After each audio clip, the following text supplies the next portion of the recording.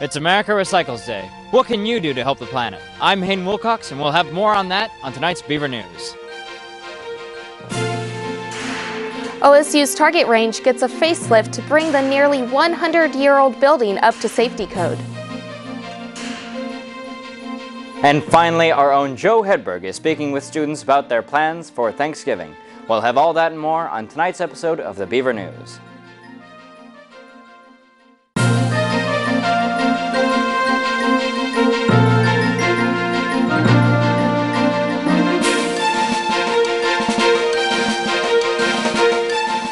Good evening and welcome to your final edition of the Beaver News for fall term. I'm Christy, Wright. And I'm Hayden Wilcox. We're glad you could join us this evening.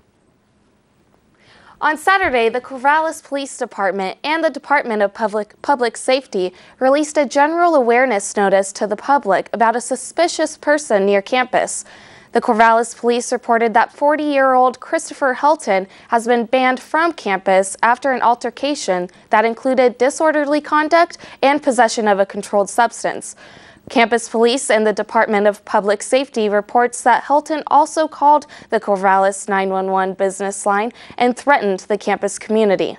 The police department sent out a notice to all OSU students urging them to be aware of this man and to call 911 immediately if you see him on campus. He is described as a white male, 6 feet tall and approximately 150 pounds. If you see him on campus, please do not approach him. Instead, call the police immediately. The Department of Public Safety would like to remind students to take caution if they witness anything suspicious on campus and to alert authorities as soon as possible. Thursday was America Recycles Day and was put on by OSU Recycling Services in the MU Brick Wall. This event allowed students to recycle items that are otherwise difficult to recycle. On Thursday, the Beaver News crew went out to get the story. Out with the old, in with the new. Thursday marked National America Recycles Day, and OSU Recycling Services provided a place to drop off those hard-to-recyclables. We're providing one convenient location where people can bring all different types of special recyclables that you can't put in commingled at the curb. And so that includes our metal, batteries, CDs, ink and toner, e-waste, film plastics, packing peanuts, and our styrofoam. And styrofoam was a major part of their collection. I know for the styrofoam, I know it needs to be recycled, but it's not easy to do. So in order to recycle it, you need to break it down.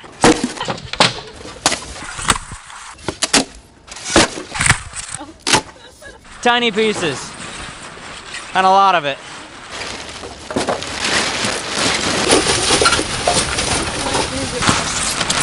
Ooh.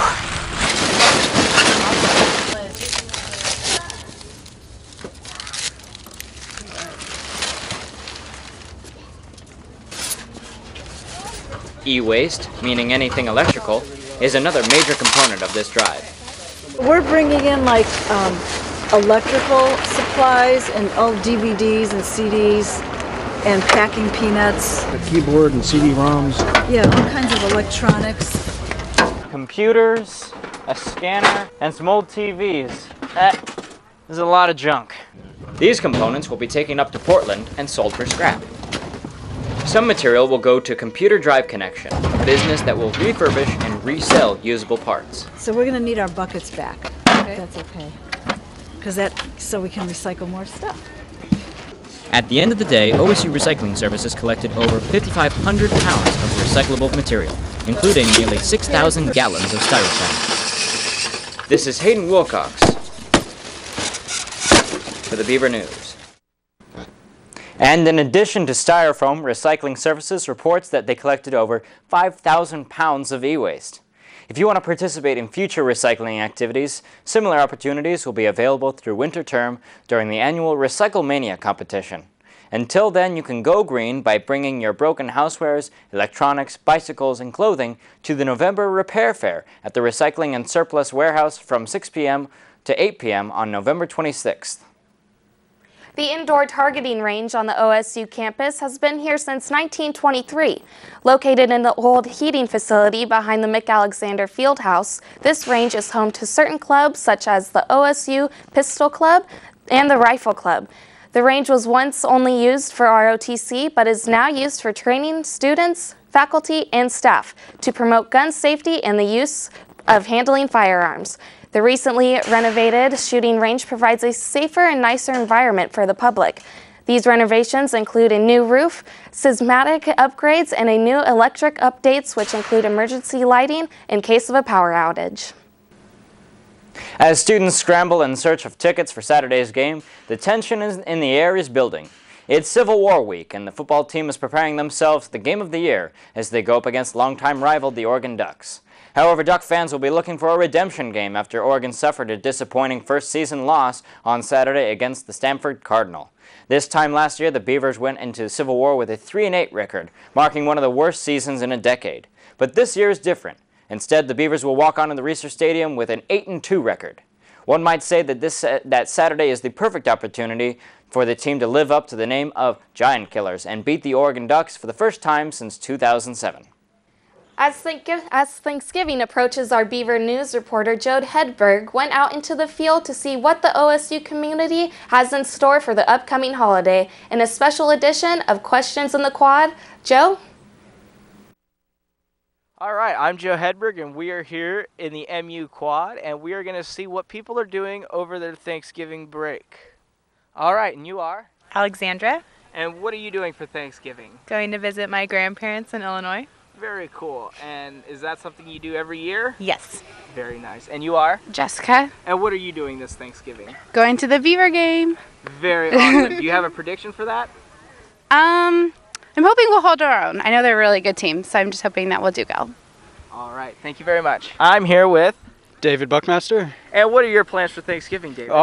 I'm going to go home and eat lots of good food, homemade, of course, and then I'm going to play football. And where is home for you? San Diego, California.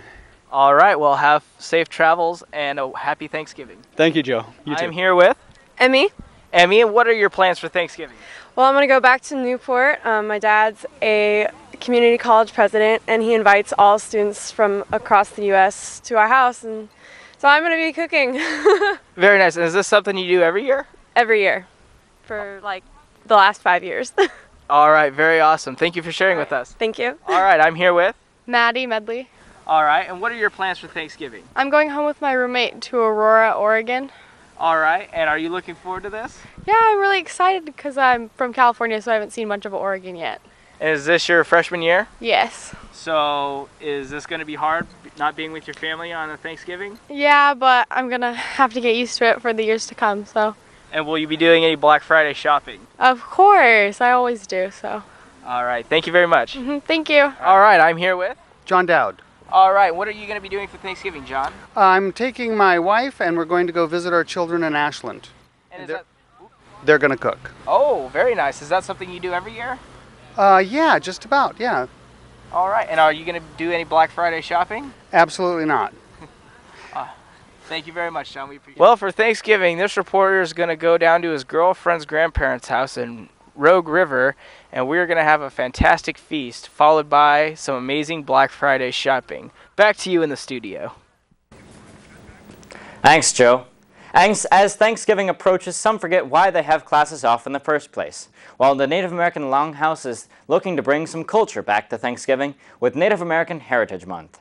The Native American Longhouse has been putting on events all month in efforts of celebrating culture and educating the public. This month, the center has offered workshops on earring making, dreamcatcher building, and Native American documentaries. NAL's primary mission is to educate the public and diminish some of the misunderstandings or stereotypes associated with the Native Americans. For the remainder of the month, the Longhouse is hosting Alaskan Native Games, medicine bag making, Nike 7 basketball games, and a Native movie night. Thanksgiving is right around the corner, and many students are heading back to their homes for the quick break. However, there are some students who do not have the luxury of going back home for the break, and even still, several more students may have trouble with this year's Thanksgiving because of their lifestyle choices.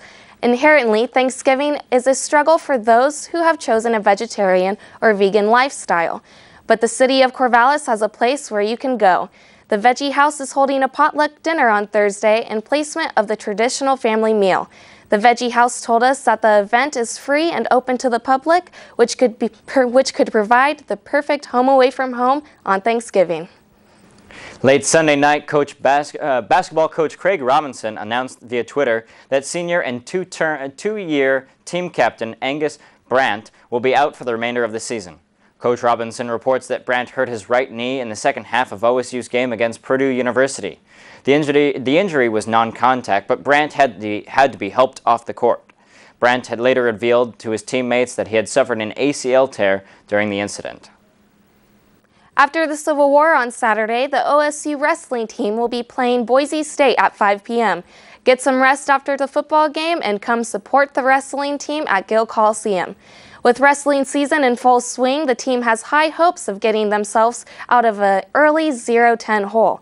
As number 18 ranked senior Ty Vinson recorded thrilling pin over Michigan's freshman Jordan Thomas, but it provided not to be enough as the team fell to number 16 Michigan 21-18 in their first duel of the season. The women's basketball team will be tipping off in Mexico today, ready to put the loss to Cali Polytechnic behind them.